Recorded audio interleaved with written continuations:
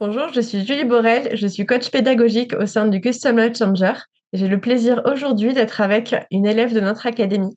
Stéphanie, comment vas-tu? Ça va très bien, je te remercie. Est-ce que tu peux te présenter en quelques mots? Oui, alors je m'appelle Stéphanie, j'ai 38 ans, j'habite dans la Loire et j'ai une petite fille de 5 ans. Je te remercie. Quelle est la compétence principale que tu as choisie et pourquoi tu as choisi cette voie? Alors moi, je suis en assistante dans les administrations digitales. J'ai choisi cette voie parce que j'ai fait plusieurs postes dans l'administratif. Donc pour moi, c'était un peu la suite logique pour faire évoluer mon métier. Très bien. Et du coup, quel était ton métier ou ton activité avant de nous rejoindre? Alors, j'ai travaillé dans plusieurs domaines, mais toujours dans l'administratif. Donc, j'ai été secrétaire médicale pendant une dizaine d'années. J'ai été assistante de direction plus récemment ou encore assistante administrative au sein d'un centre de formation professionnelle. D'accord. Et qu'est-ce qui t'a motivé à te reconvertir, à dire stop à ton ancienne situation professionnelle? Est-ce que tu as vécu une situation particulière? Je dirais pas que j'ai vécu une situation particulière, c'était plus par envie de mener un projet par moi-même. J'avais envie d'indépendance, j'avais envie de créer, mais je pense vraiment c'était ce qui m'a motivé le plus, c'était d'avoir mon propre projet. J'avais un peu tendance à m'ennuyer dans mes boulots précédents. Alors, c'est pas que je manquais de tâches à effectuer, c'est juste qu'il y avait une certaine routine qui faisait qu'à un moment donné, j'ai ressenti le besoin d'avoir mon propre projet. Et donc, je suis partie de ce que je savais faire pour après le faire évoluer vers une autre compétence. Donc, voilà. Maintenant que toi, tu as sauté le pas et que tu es plus heureuse, j'imagine, qu'as-tu envie de dire à ceux qui hésitent encore et qui commencent à se résigner et à souffrir de leur situation professionnelle? Je dirais qu'il faut éviter de se poser trop de questions et si on ressent vraiment le besoin de faire quelque chose et l'envie, il faut se lancer, il faut pas trop réfléchir. Et puis, une fois que la machine est lancée, on va au fur et à mesure et en général, on regrette pas d'être passé à l'action. Comment as-tu découvert le Custom Life Changer? Je l'ai découvert complètement par hasard un dimanche chez moi en regardant des vidéos sur Instagram. J'ai vu la publicité et la personne qui présentait l'école a capté mon attention tout de suite. Et donc, j'ai regardé jusqu'à la fin et voilà. Mais j'ai trouvé ça complètement par hasard sur une publicité. Et qu'est-ce qui t'a convaincu de nous choisir plutôt qu'une autre académie? Je pense que c'est les compétences proposées. Parce qu'après, je suis allée voir sur Google pour voir plus en détail ce qu'il y avait en termes de compétences possibles. Donc, moi, c'est ce qui était proposé qui m'a plu au niveau des programmes, au niveau de la présentation des coachs aussi. Je trouvais que voilà, c'était très bien fait. Quand on se rend sur le site, on voit qui fait quoi et ça m'a plu. Et après, j'ai pas été forcément comparée avec d'autres écoles, mais il y a aussi une certaine entente et une entraide qui est mise en avant au CLC et j'avais vraiment, par curiosité, envie d'aller dans cette école-là. Concernant ta reconversion professionnelle, quels étaient tes blocages ou tes craintes avant de te lancer? Peut-être la peur de pas être motivée jusqu'au bout pour arriver à mener à bien mon projet. Des fois, on a une idée, on se lance tête baissée, et puis après, on se sent pas capable, alors on fait machine arrière. Et là, l'avantage dans le CLC, c'est que il y a un challenge, il y a une communauté qui font que ben, on lâche pas l'affaire parce qu'on se sent soutenu. C'est un encadrement bienveillant et puis du coup, ben, on s'accroche, on avance dans la compétence et puis sans trop s'en rendre compte, une chose en entraîne une autre et on arrive à bien tenir le rythme. Avant de nous rejoindre, tu as bénéficié d'un appel de diagnostic, un échange privé d'environ 45 minutes avec une conseillère de notre académie. Est-ce que tu peux nous en parler? Comment tu l'as vécu? Est-ce que ça t'a aidé à y voir plus clair avant de te lancer? Oui, je me rappelle bien de cet appel, c'était avec Karima. Alors déjà, on a eu un très bon feeling, donc ce qui est plutôt rassurant. J'avais un certain nombre de questions auxquelles elle a très bien répondu, sur comment fonctionnait en fait le CLC, quel type d'accompagnement on avait, si on avait des coachs, comment ça se passait. Enfin voilà, j'avais plein de questions un peu précises avant de m'inscrire. Elle y a très bien répondu, donc je me suis sentie déjà bien prise en charge. Et après, voilà, on a eu un bon feeling. Elle aussi, elle avait fait une formation au CLC, donc on a échangé très facilement. Et donc, ça m'a conforté dans mon idée que je voulais m'inscrire au CLC. Tu es passé à l'action rapidement, du coup, après cet Ouais, échange. assez, ouais. Ça s'est fait en 2 jours. En fait, j'ai vu la vidéo le dimanche et je me suis inscrite le mardi. Et est-ce que tu t'étais renseigné sur notre académie avant de nous rejoindre? Comment est-ce que tu as procédé? Non, enfin, j'ai regardé suite à la vidéo que j'avais vue sur Instagram, sur Google, pour avoir plus d'informations sur les personnes qui composaient le CLC et le type d'accompagnement proposé.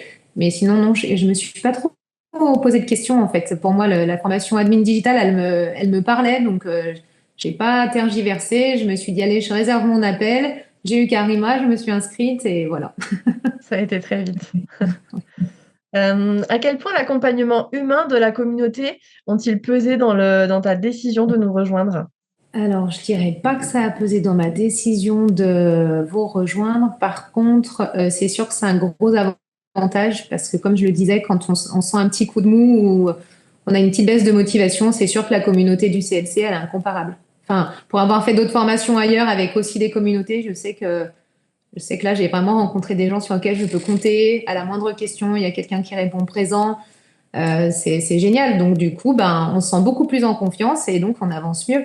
Donc, forcément, oui, c'est un gros point positif du CLC. Comment est-ce que tu as vécu tes premiers jours au sein de l'académie? Très bien. Je les ai bien vécus.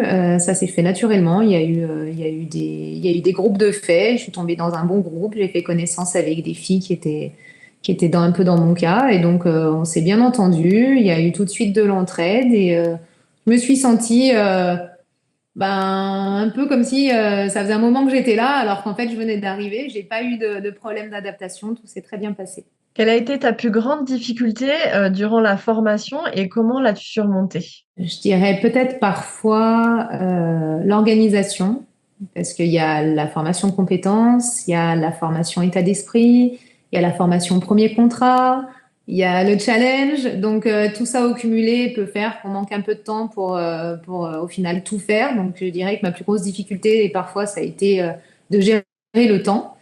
Mais après, il suffit de prioriser les tâches et au final, on y arrive bien parce qu'en fait, chaque chose a vraiment son importance. Donc, c'est important de tout faire, toutes ces formations, de faire le challenge. Donc, c'est plus le temps qui a pu manquer à certains moments, mais voilà, tous les éléments sont nécessaires. Donc, pas de grosses difficultés majeures, peut-être juste parfois une mauvaise gestion de temps. Quel est l'élément le plus marquant que tu retires de ton expérience? Alors, il va peut-être pas concerner ma compétence, il va plus concerner le challenge en lui-même. Je dirais que j'ai réussi à atteindre des objectifs sportifs auxquels je ne m'attendais pas trop. Et c'est vrai que c'est un bon souvenir. Enfin, je me souviens avoir fait mes 10 kilomètres à pied, c'est un bon souvenir. Je me souviens m'être mis au vélo et c'était top aussi. Et c'est vrai que d'un point de vue mental, ça fait aussi du bien d'être un peu plus sportif qu'on ne l'est d'habitude. Déjà, c'est plus motivant, on se sent mieux. Et ouais, c'est un bon souvenir tout ça. Si tu devais décrire ton parcours en un seul mot, lequel serait-il et pourquoi? Ah, c'est dur. En un seul mot. Je dirais qu'il est surprenant parce que au final, on s'attend à faire une formation pour une compétence et il y a tellement de choses qui se mettent en place, il y a tellement de gens qu'on rencontre qui nous apportent des choses on va de surprise en surprise aussi bien d'un point de vue humain que d'un point de vue, comme je le disais, sur nos objectifs personnels, sur le mental. On arrive à passer certains paliers dont on se sent pas forcément capable au début. On va aussi se motiver pour faire du sport. Donc, ouais, c'est surprenant et c'est des surprises dans le bon sens, quoi. On en sort grandi. Donc, voilà, je dirais surprenant.